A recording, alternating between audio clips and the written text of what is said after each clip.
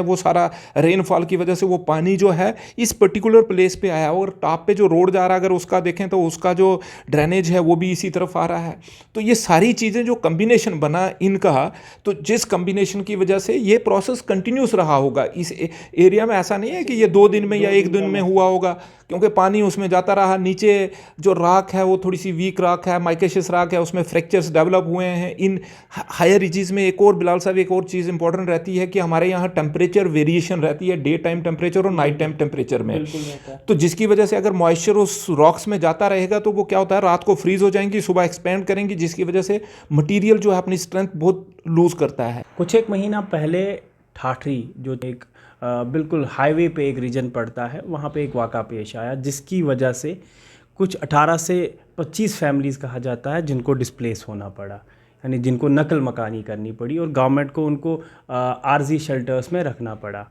तो उसके बाद गवर्नमेंट ने कुछ एक्सपर्ट कमेटी उस पर तश्कील दी और कुछ उसमें एस जियोलॉजिस्ट्स थे, यहाँ के कुछ एक्सपर्ट, जम्मू कश्मीर के कुछ एक्सपर्ट्स थे, कि उनको कहा गया कि आप फाइंड आउट करें कि what is the actual reason, क्या कुछ वजह थी जिसकी वजह से ये ज़मीन नीचे आ गई और इन फैमिलीज़ को वहाँ से शिफ्ट करना पड़ा हमें। उसके बाद उसी एक्सपर्ट कमेटी में जम्मू के बिल्कुल एस जियोलॉजिस्ट, जिनको बिल्कुल इन लैंड पैटर्न और पूरे इस नेशनल हाईवे पे जितनी भी लैंड मूवमेंट्स है या लैंड स्लाइडिंग पे, इन पे ऑलरेडी इनका एक बहुत अच्छा रिसर्च है। उस एक्सपर्ट कमेटी में प्रोफेसर युद्धवीर सर भी थे, मेरे साथ अभी है। सर आपका पहले बहुत बहुत शुक्रिया। सर मुझे बताए कि आपने वो रिपोर्ट जो है वो शायद सबमिट की है, एंड मुझे थोड़ा सा उस पर नज़र पड़ी, एंड शायद उस पर लिखा है कि is it the percolation of water या वाटर पर्कुलेशन की वजह से, या मुझे आप बताएं कि क्या फाइंडिंग्स रही इस रिपोर्ट? बिलाल भाई, एक दो चीज़ें मैं क्लियर करना चाहता हूँ, उसके बाद हम डिटेल में इस पे डिस्कशन करेंगे। तो क्योंकि आपसे मेरी पहले भी इस इशू पे रूबरू बातचीत हुई है, तब मैंने कहा था कि इसमें हम थोड़ी सी डिटेल स्टडी कर रहे हैं ताकि हम किसी कंक्लूजन पे पहुँचे, साइंटिफिक कंक्लूजन पे कि ये सारी चीज़ें हुई तो कैसे हुई और उसी जगह पे क्यों हुई। जो एक्सपर्ट कमेटी है वो हमारे अलावा एक्सपर्ट कमेटी है, उसमें कुछ लोग बाहर से हैं, जियोलॉजिकल सर्वे ऑफ इंडिया के हैं। हमारा जो काम है, हम इस एरिया में, मैं पर्टिकुलरली मैं कहूँ, हमारी एक टीम है जिसमें प्रोफेसर जी.एम. भट्ट जो रिटायर्ड हो चुके हैं, यहाँ प्रोफेसर पंडिता हैं, डॉक्टर बशीर अहमद लो स्कॉलर्स हैं, और मैं खुद भी इस पे काम कर रहा हूँ 20-22 साल से इस नेशनल हाईवे के लैंडस्लाइड्स में, और नेशनल हाईवे के अलांग कहें या इस रीजन में, जम्मू पर्टिकुलरली जम्मू रीजन में अगर बात करें या लद्दाख रीजन में बात करें, तो लैंडस्लाइड्स पे मैं काफ़ी देर से काम कर रहा हूँ, मेरे स्कॉलर्स भी काम कर रहे हैं। और पर्टिकुलरली इस लैंडस्लाइड्स की अगर हम बात करें, जो जिस इशू पे आज आप मेरे से रूबरू हुए हैं, ये जो फेलियर हुआ है इसमें थोड़ा सा मूवमेंट हुई है, जिसकी वजह से ये जो ये माल जो हमारा इंफ्रास्ट्रक्चर नुकसान हुआ है, जिससे कुछ घर जो हैं 20-25 के करीब जो डिस्प्लेस हुए हैं, फैमिलीज़ डिस्प्लेस हुई हैं, उसमें बेसिक जो हमने अपना जो रिसर्च इनपुट्स जो हमें मिले हैं, उसमें एक चीज़ तो बहुत कॉमन आई है। देखिए, ये 2 फैक्टर्स हैं जिनके कम्बिनेशन से ये सारा वाक़या पेश आया है। उसमें एक तो नेचुरल फैक्टर्स हैं जिसमें रेनफॉल का रोल है ही है, उसके बाद जो है इसमें ह्यूमन इंटरफेरेंस का भी बहुत बड़ा रोल रहा है, जिसकी वजह से ये जो मूवमेंट हुई है वहाँ पे, जिसकी वजह से ये फैमिलीज़ जो हैं वो डिस्प्लेस हुई हैं। मैं डिटेल में आपको थोड़ा सा और बता दूं बिलाल साहब, थोड़ा सा बता दूंगा, उसके बाद मैं आपका क्वेश्चन ले लूँगा। जो नेचुरल की मैं बात कर रहा हूँ उसमें रेनफॉल है और स्लोप ग्रेडियंट जो है वो है एक 70 डिग्री के आसपास का स्लोप है जिस पे कंस्ट्रक्शंस हुई हैं। और ह्यूमन इंटरफेरेंस की जो मैं बात कर रहा हूँ कि ह्यूमन इन्वॉल्वमेंट का भी रोल रहा है, जिसकी वजह से ये हुआ है। अगर आप उस एरिया में जाएं, अगर देखेंगे तो एक स्टीप स्लोप पे कंस्ट्रक्शंस हुई हैं और ओवरबर्डन के ऊपर कंस्ट्रक्शंस हुई हैं, और जहाँ पे ये मूवमेंट हुई है, जहाँ पे ये जो घर जो हैं डिस्प्लेस हुए हैं, जो फैमिलीज़ के जो इंफ्रास्ट्रक्चर जो डैमेज हुआ है, वहाँ पे देखें एक बीच में एक पोर्शन है, वही एक पोर्शन है उस एरिया में जहाँ पे अभी तक कंस्ट्रक्शन नहीं हुई है। और जो वाटर पर्कुलेशन की जिसकी आपने बात की, यहीं पे आपने पढ़ा है, तो वो वाटर पर्कुलेशन जो है उसको एक स्पेस मिली है जहाँ पे वो ईजिली जो है वो पर्कुलेट हुआ है। जिसकी वजह से ये सारा हुआ है। और उस एरिया में अगर देखें, आप डिटेल में देखें तो पूरा एरिया जो है वो कंक्रीट है, सब कंक्रीट कर दिया गया है। उसमें ड्रेनेज का कोई प्रॉपर है ही नहीं कि भाई ड्रेनेज को कहाँ डाइवर्ट करके कहाँ भेजा जाए, वो पानी जो है वो वहीं पे जाता था। जिसकी वजह से ये सारा जो एपिसोड, ये 1 दिन या 2 दिन का नहीं है बिलाल भाई, ये इट टेक्स टाइम। तो ये काफ़ी देर से ये चल रहा था, और अब जो है ये दोनों कम्बिनेशन जब ये टुगेदर इन्होंने जब उस मटेरियल को डिग्रेड किया, तो जिसकी वजह से ये सारा एपिसोड जो हुआ है। इस एपिसोड को जोशीमठ टाइप का नाम दिया गया था। और दूसरा मुझे जानना चाहेंगे सर आपसे, क्या मेजर रोल इसमें ह्यूमन इंटरफेरेंस रहा है या ज़्यादा रोल नेचुरल का? क्योंकि उसी एरिया में अभी डोडा से किश्तवाड़ हाईवे का काम चल रहा है, और हर जगह जो है ड्रिलिंग, पता नहीं लैंड को बम्बार्ड करके तोड़ा जा रहा है रॉक्स को। मुझे बताया सर, मेजर रोल किसका है, ये नेचुरल है या ह्यूमन इंटरफेरेंस? देखिए, इसमें अगर देखा जाए तो मैं एक थोड़ा सा इसमें डिटेल में आपको थोड़ा और पीछे ले जाएं। अगर आप देखें कुछ सालों से जो है इंटेंसिटी जो है इन फेलियर्स की इंक्रीज़ हो रही है। वो आप NH 144 बटोत किश्तवाड़ रोड पे चले जाएं, या आप चले जाएं NH 44 पे चले जाएं, तो ह्यूमन इंटरफेरेंस का रोल तो इंक्रीज़ हो ही रहा है। नेचुरल फैक्टर जब तक ना हो तो तब तक ये, जब तक ये कम्बिनेशन, उसमें ये रहता है कि एक फैक्टर का मेजर रोल रहता है और दूसरा फैक्टर जो है वो उसका कम्बिनेशन होता है। ये ऐसा नहीं है कि सिर्फ ह्यूमन इंटरफेरेंस से होगा या खाली नेचुरल से होगा, तो फिर तो स्लोप्स और ग्रेडियंट पे हर जगह घर बने हुए हैं, तो फिर तो वो सारे चले जाने चाहिए थे। यहाँ जैसे जैसे रोल इंक्रीज होता है, आप उस पर्टिकुलर नई बस्ती पे जाएँ तो वहाँ देखेंगे ये ह्यूमन इंटरफेरेंस का रोल का एक बहुत बड़ा एस्पेक्ट लग रहा है कि भाई उसका मेजर रोल वहाँ पे रहा है। क्यों? क्योंकि ड्रेनेज एक प्रॉपर नहीं था, ड्रेनेज सिस्टम प्रॉपर नहीं था, और दूसरा कंस्ट्रक्शंस बहुत ज़्यादा वहाँ पे हुई हैं। कंस्ट्रक्शंस की वजह से आपका पानी जो है, अगर आप नेचुरल स्लोप्स पे देखें क्यों नहीं हो रहा है, नेचुरल स्लोप्स पे नेचुरल ट्रेन्स बनी होती हैं, जिसकी वजह से ये जो पानी है ये नेचुरली डिस्ट्रीब्यूट हो जाता है। तो जिसकी वजह से इस पानी का इन्फ्लुएंस एक जगह पे नहीं रहता है। यहाँ पूरा कंक्रीट हो गया है, और कंक्रीट होने की वजह से ये पानी का जो इन्फ्लुएंस है वो हाउस होल्ड का पानी है, छत का पानी है, वो सारा रेनफॉल की वजह से वो पानी जो है इस पर्टिकुलर प्लेस पे आया। और टॉप पे जो रोड जा रहा है, अगर उसका देखें तो उसका जो ड्रेनेज है वो भी इसी तरफ आ रहा है। तो ये सारी चीज़ें जो कम्बिनेशन बना इनका, तो जिस कम्बिनेशन की वजह से ये प्रोसेस कंटिन्यूस रहा होगा इस एरिया में। ऐसा नहीं है कि ये 2 दिन में या 1 दिन में हुआ होगा, क्योंकि पानी उसमें जाता रहा। नीचे जो राख है वो थोड़ी सी वीक राख है, माइकेशियस राख है, उसमें फ्रैक्चर्स डेवलप हुए हैं। इन हायर रिजीज में एक और बिलाल साहब, एक और चीज़ इंपॉर्टेंट रहती है कि हमारे यहाँ टेम्परेचर वेरिएशन रहती है, डे टाइम टेम्परेचर और नाइट टाइम टेम्परेचर में। तो जिसकी वजह से अगर मॉइस्चर उस रॉक्स में जाता रहेगा तो वो क्या होता है, रात को फ्रीज हो जाएंगी, सुबह एक्सपेंड करेंगी, जिसकी वजह से मटेरियल जो है अपनी स्ट्रेंथ बहुत लूज करता है, और ये वेदरिंग प्रोसेस कंटिन्यू। बिल्कुल, वो जैसे हम फ्रीज कर लेंगे, वो दिन में खुलेगा तो फ्रैक्चर डेवलप होंगे, जिसमें से पानी नीचे जाने का स्पेस बन जाएगा, और पानी जब इसमें जाएगा तो ये मटेरियल जो है वेदर्ड होता है, माइकेशियस राख है ये। तो इसमें जैसे जैसे पानी जितना ज़्यादा उसको उसमें जाता रहेगा, उसकी वजह से उसकी वेदरिंग जो है वो ज़्यादा होती रहेगी, और एक स्टेज ऐसी आ जाएगी जब वो ओवरबर्डन प्रेशर जो है वो एग्जर्ट नहीं कर पाएगा, और जब ओवरबर्डन प्रेशर एग्जर्ट नहीं करेगा तो इस किस्म के एपिसोड आप after your finding sir, should we call it कि ये जोशीमठ टाइप था, या दूसरा सवाल मेरा इसके साथ है, क्या आप तो पूरा इस नेशनल हाईवे को अब स्टडी कर चुके हैं, कर भी रहे हैं, आपकी एक रिसर्च भी है इस पर, मुझे बताया सर, क्या फ्यूचर में पहले ऊपर वाला ना करे कि हमें ऐसी अनहोनी देखनी पड़े, क्या आपने अगर ये पूरा एरिया देखा है, क्या हमें फ्यूचर में ऐसे एपिसोड्स हमें देखने को मिलेंगे? श्योरली, मैं ये बिल्कुल अपने जो 20 साल का एक्सपीरियंस है, 23 साल का मेरा जो एक्सपीरियंस है इस पर्टिकुलर लैंडस्लाइड्स पे काम करने का, तो मैं ये कह सकता हूँ कि इस किस्म के इंसिडेंट्स और इवेंट्स जो हैं वो फ्यूचर्स में भी मिलेंगे, अगर हम इसमें प्रॉपरली अपने आप को इन्वॉल्व ना करें और प्रॉपर जो है एजुकेशन डिसेमिनेट ना करें लोगों तक कि भाई ये चीज़ें क्यों इंक्रीज़ हो रही है। देखिए बिलाल साहब, एक बड़ी इंपॉर्टेंट चीज़ है, प्रेशर तो बिल्ड हो रहा है। प्रेशर किस वजह से बिल्ड हो रहा है? पॉपुलेशन एक्सप्लोजन हो रही है। पॉपुलेशन एक्सप्लोड हो रहा है तो पॉपुलेशन को आप सेटलमेंट तो चाहिए ही, वो कहाँ जाएंगे। और चिनाब प्रोविंस में मैक्सिमम पॉपुलेशन आपको इसी टेरियन पे मिलेगी और हाईवेज के बिलाल साहब, not only in Chenab valley, आप पूरे हायर हिमालयस में अगर देखेंगे, हायर हिमालयस में आपको फ्लैट लैंड ऐसे जम्मू की तरह, आरएसपुरा की तरह या पंजाब की तरह नहीं मिलेंगी, आपको यही एरियाज मिलेंगे, इन्हीं एरियाज में रहना है। ये यहाँ पे थोड़ा सा रोल जो आता है वो गवर्नमेंट का भी रोल आता है, आपका बहुत बड़ा रोल बनता है इसमें, मीडिया जो है एक बहुत बड़ा रोल प्ले कर सकती है। हम लोग तो काम करते हैं, मैं ऑफनली अपने स्टूडेंट्स के साथ जब भी विजिट करता हूँ तो मैं लोगों से इन विषयज़ पे डिस्कस करता हूँ कि आपको क्या करना चाहिए, अगर आप कंस्ट्रक्शन कर भी रहे हैं तो कैसे करना चाहिए। और जो पानी है, होता क्या है कि देखिए, जब कोई कंस्ट्रक्शन हुई नहीं होती हैं उस पर स्लोप पे, तो पानी जो है वो नेचुरली डिस्ट्रीब्यूट हो जाता है। लेकिन जब हम कोई कंस्ट्रक्शन कर लेते हैं तो उस एरिया में क्या होता है कि वो पानी, इकट्ठा पानी एक ही जगह जाता है, और पानी जितना ज़्यादा इकट्ठा होकर एक जगह पे जाएगा, एक स्लोप है, ग्रेडियंट तो मिल गया है, पानी जितना स्लोप से नीचे गिराएंगे बिलाल साहब, आप देखिएगा कि वो इरोजन बहुत जल्दी करता है। बिल्कुल।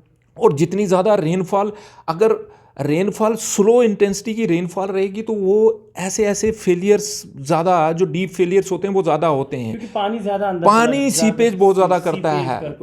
और ये सरफेस एरिया जब एक्सपोज हो जाता है तो सरफेस एरिया एक्सपोज होने से वेदरिंग की प्रोबेबिलिटीज़ भी बढ़ जाती हैं, और पानी का अंदर जाने का जो प्रोबेबिलिटीज़ हैं वो भी इंक्रीज़ हो जाती हैं। तो जिसकी वजह से ये सारी चीज़ें, इंसिडेंट आप देख रहे हैं, इवेंट्स देख रहे हैं जो इंक्रीज़ भी हो रहे हैं। अब पॉपुलेशंस को, हमें लोगों को अवेयर करना पड़ेगा कि देखिए, अगर आप कंस्ट्रक्शंस कर भी रहे हैं तो कंस्ट्रक्शंस के साथ में आपको किन किन चीज़ों का ध्यान रखना पड़ेगा। यहाँ पे गवर्नमेंट का भी बहुत बड़ा रोल आता है इसमें। गवर्नमेंट की नेग्लिजेंसी में यहाँ कहता हूँ कि भाई, जब ये लोग कंस्ट्रक्शन कर रहे होते हैं तो वो जो एनओसी वगैरह जब लेते हैं इस किस्म की कंस्ट्रक्शन, तो गवर्नमेंट को उनको एनओसी तभी देनी चाहिए। यही करने वाला था, उसी एरिया में एक हाईवे का काम चल रहा है, अभी टनल का भी काम चल रहा है, सुध महादेव से जो आगे रोड निकलेगा, तो उसी एरिया। मुझे बताया सर, क्या ये हाईवे कंस्ट्रक्शन में अभी वो प्रोटोकॉल्स फॉलो हो रहे, क्या सच में वो एनवायरमेंटल, जो देखो सस्टेनेबिलिटी का ख्याल रखा जा रहा है? ख़ास तौर पे मैं कहूँ कि एरिया जो पूरा चिनाब बेल्ट है, मुझे लगता है कि ये डेंजर प्रून है। पिछले महीने एक अर्थक्वेक भी उस तरीके का आया था, फिर हमने भट्ट साहब से भी बात की थी, तो भट्ट साहब ने कहा था कि ये तो एक इशारा है, ये तो थोड़ा कि मे बी हमें फ्यूचर में कुछ और देखने को मिलेगा। मुझे बताया, क्या प्रोटोकॉल्स फॉलो हो रहे हैं? फिर इतना बड़ा कंस्ट्रक्शन का काम चल रहा है। बिलाल साहब, आपने दो चीज़ें बड़ी, वो जिसको कहते हैं ना, आपने वो प्रॉपर जगह पे हिट किया है कि भाई इस एरिया में ये चीज़ें हो रही हैं। और अर्थक्वेक का मैं थोड़ा सा इसके बाद अर्थक्वेक पे भी एक थोड़े से आपसे डिस्कशन करना चाहता हूँ, अब लोगों तक ताकि ये बात पहुँचे। कंस्ट्रक्शन की जो आप बात कर रहे हैं, बिल्कुल आप ठीक कह रहे हैं कि प्रोटोकॉल जो हैं वो प्रॉपरली फॉलो नहीं किए जाते हैं, जिसका मुझे भी दुख है कि भाई प्रोटोकॉल्स को अगर प्रॉपरली फॉलो किया जाए तो हम, देखिए, कंट्रोल करना एक अलग चीज़ है, लेकिन उसका इफेक्ट को, यस, उसका इफेक्ट हम कम कर सकते हैं। अगर प्रोटोकॉल्स प्रॉपरली फॉलो किए जाए तो ये फेलियर मैकेनिज्म को कंट्रोल किया जा सकता है। ऐसा नहीं है कि नहीं किया जा सकता, इनको कंट्रोल किया जा सकता है।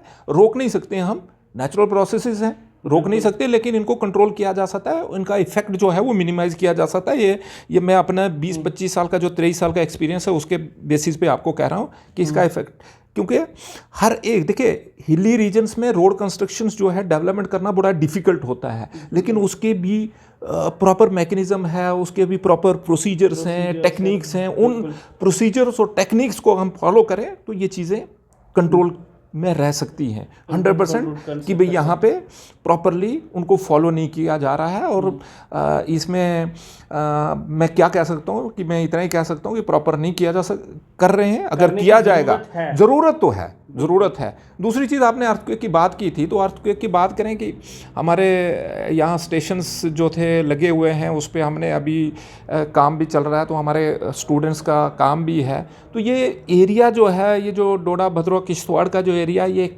हमारा जो पिछले 5-7 साल की जो फाइंडिंग्स हैं, स्टेशंस हमारे पास यहाँ लगे हुए हैं, जम्मू रीजन और कश्मीर के कुछ रीजन्स में हमारे जो अर्थक्वेक मॉनिटरिंग के स्टेशंस हमने लगाए हुए हैं government of India, ministry of earth sciences की मदद से। तो जो वो स्टडीज़ का अगर देखें, जो रुझान जो अभी तक अगर हमें मिला है, तो वो एक क्लस्टर फॉर्म कर रहा है इस एरिया में, और एक जो है कश्मीर रीजन के एरिया में क्लस्टर फॉर्म कर रहा है, जो इंडिकेशंस हैं कि इस किस्म के इवेंट्स जो हैं वो फ्यूचर में आ सकते हैं। मैं क्या सोसाइटी में नहीं लाना चाहता हूँ, लेकिन मैं ये सोसाइटी को अवेयर करना चाहता हूँ कि भाई हमें आज से ही अपने आप पे फोकस करना चाहिए कि हमें ऐसी सिचुएशंस में कैसे बिहेव करना चाहिए और क्या करना चाहिए, और फ्यूचर की जितनी भी कंस्ट्रक्शंस हैं उन कंस्ट्रक्शंस को हम लेड डाउन प्रोसीजर्स हैं अर्थक्वेक के रिगार्डिंग, उन प्रोसीजर्स के बेसिस पे हम अपनी आने वाली जो कंस्ट्रक्शंस हैं उनको फॉलो करें। ठीक, तो एक आखिरी सवाल आपसे पूछना चाहूँगा। पूरा चिनाब बेल्ट, इसको इको सेंसिटिव जोन भी कहा जाता है, ऊपर से इतने बड़े डैम्स और भी डैम्स बन रहे हैं। खैर, हम डेवलपमेंट को तो रोक नहीं सकते, आप डेवलपमेंट की पेस को एज़ पर एनवायरनमेंट जो है चला सकते हो, लेकिन रोक नहीं सकते हो आप इसको। लेकिन मुझे बताएं सर, अभी प्रेजेंट में what's the need of the hour, जिस पे गवर्नमेंट एजेंसीज़ को भी देखना चाहिए और साथ साथ में जो पूरे चिनाब बेल्ट में रहने वाले लोग हैं उनको भी देखना चाहिए। देखिए, इसमें तीनों लोगों का बहुत इम्पॉर्टेंट रोल है। एक तो डेवलपमेंट, सबसे पहले मैं कहूँगा डेवलपमेंट जो है इस वक्त नीड ऑफ द आवर है, वो ज़रूरी है, उसको रोका नहीं जा सकता है, क्योंकि हमें लोगों की नीड्स पूरी करनी है। गवर्नमेंट पे बहुत प्रेशर आता है डेवलपमेंट का, इसलिए डेवलपमेंट तो करनी है, लेकिन डेवलपमेंट जो है वो सस्टेनेबल डेवलपमेंट्स होनी चाहिए। दूसरा, लोगों का इसमें बहुत बड़ा रोल रहता है। लोगों का रोल इसलिए रहता है कि क्योंकि लोग, ये इंफ्रास्ट्रक्चर डेवलपमेंट जो हो रही है लोगों के लिए हो रही है, और लोग एक अपने तरीके से इंफ्रास्ट्रक्चर और डेवलपमेंट जो है वो तैयार कर रहे हैं।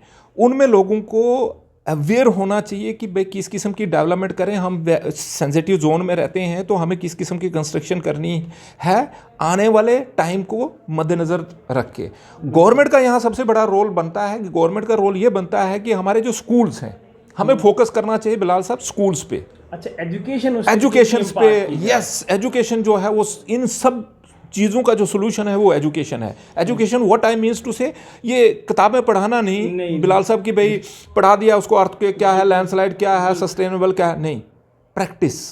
जो हम प्रैक्टिस करेंगे उसमें हम परफेक्ट हो जाएंगे। जिस एरिया में रहते हैं उस एरिया में अर्थक्वेक की अगर बात करें तो अर्थक्वेक में हमें ये जो छोटी पॉपुलेशन है इसको आप ये तो नहीं कह रहे हो कि एडेप्टेशन हमने सीखनी है एज पर द एरिया? बिल्कुल बिलाल साहब, आपने बिल्कुल सही कहा, एडाप्टेशन सीखने पड़ेगी हमें इसी एटमॉस्फेयर में रहना है, इसी एरिया में रहना है। हम यहाँ से किसी और एरिया में नहीं जा सकते हैं, हमें रहना इसी में, अडॉप्ट करना पड़ेगा हमें उस वे में कि अगर इस किस्म का कोई इवेंट आता है तो हमें कैसे बिहेव करना चाहिए और उस इवेंट पे हमें कैसे एक्ट करना चाहिए, और हम अगर कोई डेवलपमेंट कर रहे हैं तो वो डेवलपमेंट उसके हिसाब से सस्टेनेबल कैसे है। तो इसमें तीनों लोगों का जो है, और सबसे बड़ा रोल जो है मीडिया का रहता है। आप फ्रीक्वेंटली आते रहते हैं इन बहुत सेंसिटिव इशू पे आप मेरे से बात करते हो, तो मुझे अच्छा लगता है कि कम से कम आप भी एक अपना रोल प्ले कर रहे हैं ताकि ये इन्फॉर्मेशन है जो है डिसेमिनेट हो, लोगों तक अगर पहुंचे। और मैं फोकस इसलिए कह रहा था कि भाई बच्चों पे फोकस क्यों करना चाहिए बिलाल साहब, कि बच्चे जो आने वाली जनरेशन है उस जनरेशन को अगर हम कोप करें, हम उनको ये रेजिलिएंट बना लें, रेजिलिएंट सोसाइटी बनाने की जो बात है, तो हमें वहाँ से स्टार्ट करना पड़ेगा।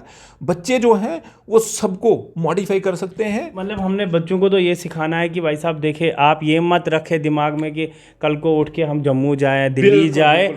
आप बच्चों को ये ना सिखाएं, आप बच्चों को कम से कम ये सिखाएं कि इस एरिया में रहना है, कैसे रहना है। क्या आप यही कह रहे हैं? बिल्कुल बिल्कुल बिलाल साहब, आपने बड़ी सही बात की। बच्चों को ये मत सिखाएं हम दिल्ली चले जाएंगे, दिल्ली में भी अर्थक्वेक आ सकता है। बिल्कुल इस किस्म के इवेंट दिल्ली में भी आ सकते हैं। आप कभी कहीं, आप तो दिल्ली में बैठ के सारी जॉब नहीं कर सकते, किसी भी हिमालयन रीजन में अगर आपको भेज दिया वहाँ भी इस किस्म के इवेंट्स आ सकते हैं, लैंडस्लाइड्स आ सकती हैं। ये ऐसा नहीं है, इंडिया का कोई भी पार्ट जो है जिसको हम 2000 से पहले कहते थे कि भाई स्टेबल एरिया है, अभी ऐसा कोई एरिया नहीं है पूरे इंडियन कंटिनेंट की अगर मैं बात करूँ उसमें स्टेबल है अर्थक्वेक के हिसाब से। तो ये चीज़ें हम अपने दिमाग से निकाल लेनी चाहिए कि दिल्ली चले जाएंगे तो हम इस चीज़ से बच जाएंगे, गलत है। तो ये फोकस जो है, आपकी बात बिल्कुल सही है। हमें अपनी जनरेशन को सिखाना पड़ेगा कि क्या गलत है, क्या अच्छा है, और अगर हम बच्चों को सिखाएंगे तो हम ऑटोमेटिकली उनसे खुद प्रेरणा लेके खुद सीख सकते हैं, हम सबको सिखा सकते हैं। डॉक्टर साहब, लास्ट पे मुझे बताया कि should we call it like कि आपकी फाइंडिंग सामने आ गई, मुझे बताया क्या ये, अब शॉर्ट में पूछना चाहूँगा, क्या ये जोशीमठ टाइप था या ऐसा कुछ? बिलाल साहब नहीं, जोशीमठ का जो एपिसोड है वो क्वाइट डिफरेंट है। ये इस किस्म का इवेंट नहीं है, ये एक सिंपल सा इवेंट है जिसमें वाटर पर्कुलेशन हुई है और जिसकी वजह से बेस रॉक में थोड़ी सी मूवमेंट हुई है और जिसकी वजह से ये जो डैमेजेस हुई हैं और डिस्प्लेस हुए हैं लोग, उस वजह से हुआ है। इसमें दोनों फैक्टर्स इन्वॉल्व हैं, एक तो नेचुरल और दूसरा ह्यूमन इंटरफेरेंस का फैक्टर जो है, वो दोनों इन्वॉल्व हुए। उनकी कम्बिनेशन की वजह से ये सारा हुआ है, ये जोशीमठ बिल्कुल नहीं है। Thank you so much doctor साहब हमारे साथ बात करने के लिए। तो आपने सुना, जोशीमठ टाइप वाला कुछ नहीं माहौल था, ना ही ये जोशीमठ की तरह ये ठाठरी नई बस्ती में कुछ वाक़ा पेश आया था। लेकिन ऐसा ज़रूर है, ये कोई 1 दिन या 2 दिन का काम नहीं था या 3 दिन का काम नहीं था। बहुत टाइम से ये इवेंट जो है अपनी स्पेस ले रहा था, अपनी जगह बना रहा था, एंड अल्टीमेटली ये हमारे सामने, हमारी आंखों के सामने आ गया। तो अब ज़रूरत, चूँकि आपने सुना, ज़रूरत इस बात की है, गवर्नमेंट एजेंसीज़ हो या प्राइवेट एजेंसीज़ हो या लोग खुद हो जो घरों की तामीर करते हैं या दुकानें बनाते हैं, इन सबों को चाहिए एज़ पर एनवायरनमेंट सस्टेनेबिलिटी के हिसाब से चले, एनवायरनमेंट को बचाने के हिसाब से चले और एरिया की फिजिबिलिटी के हिसाब से चले। आपने कंस्ट्रक्शन करनी है तो एरिया को मद्देनज़र रख के करे। आपने कुछ और एक्टिविटी इस एरिया में करनी है, आपने इस अपने इको सेंसिटिव जोन इसको ध्यान में रख के ये चीज़ें करनी है। बाकी घबराने की कोई ज़रूरत नहीं है। आप डेवलपमेंट रोक नहीं सकते हो, डेवलपमेंट होनी है और डेवलपमेंट का काम चलता रहेगा। लेकिन ज़रूरत इस बात की है, आप माहौल को मद्देनज़र रख के अपना जीना जो है वो सीख ले।